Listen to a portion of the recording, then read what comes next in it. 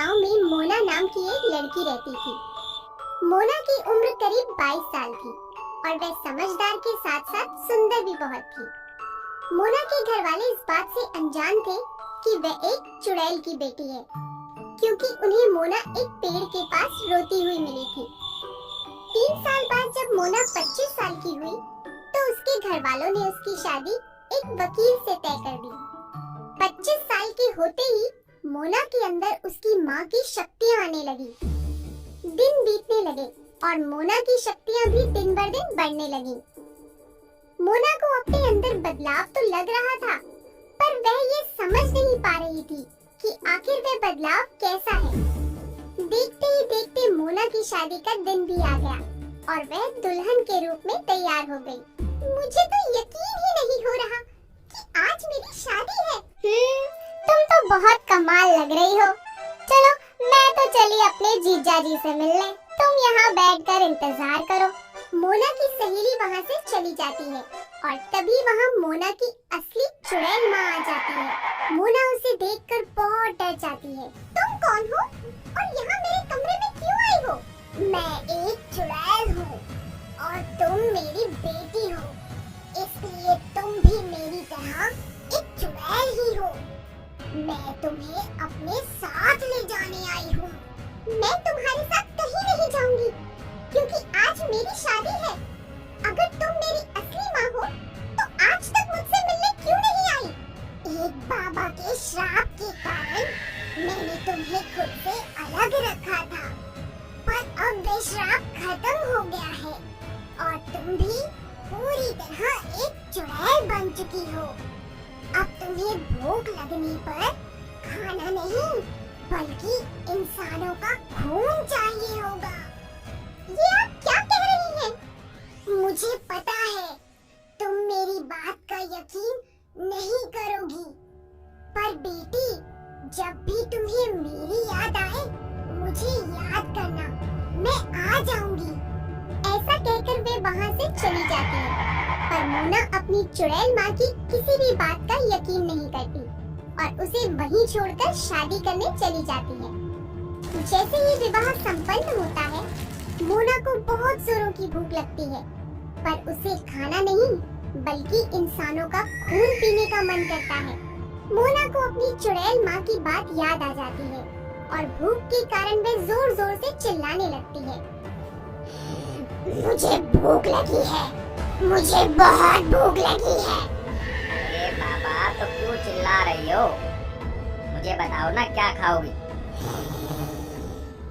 मुझे कुछ नहीं खाना, मुझे तो तुम्हारा मीठा खून पीना है। खून? खून तो तुम मेरा पूरी जिंदगी ही पियोगी। आखिर शादी के बाद कौन सी बीवी अपने पति का खून नहीं पीती भला? मोना को अपने पति का यह मजाक बिल्कुल भी पसंद नहीं आता और वह सबके सामने अपने पति को मारकर उसका खून पीने लगती है। वहाँ मौजूद सभी लोग बहुत डर जाते हैं। किसी को भी समझ नहीं आता कि आखिर अचानक मोना को हो क्या गया है।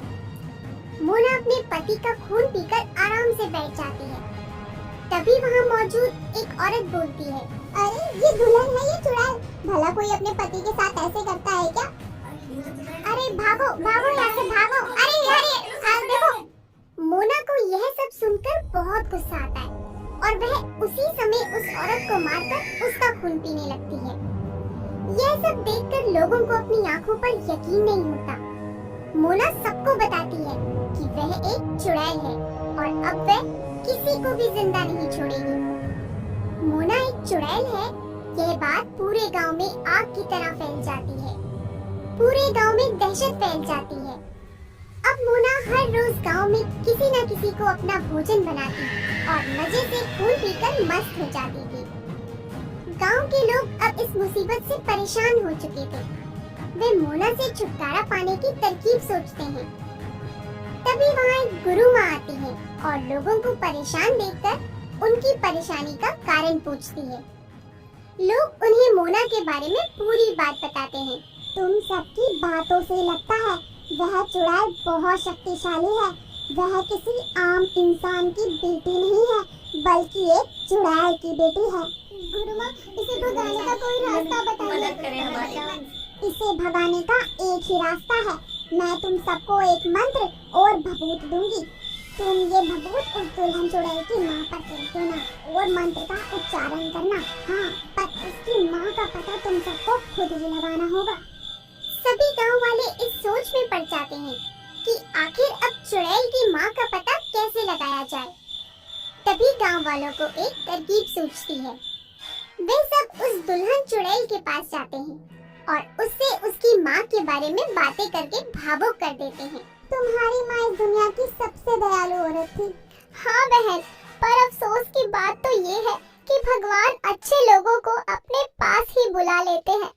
ये सुनकर मोना का दिल भर आता है। जैसे ही वे भावुक होकर अपनी माँ को याद करती है, वैसे ही उसकी माँ वहाँ आ जाती है।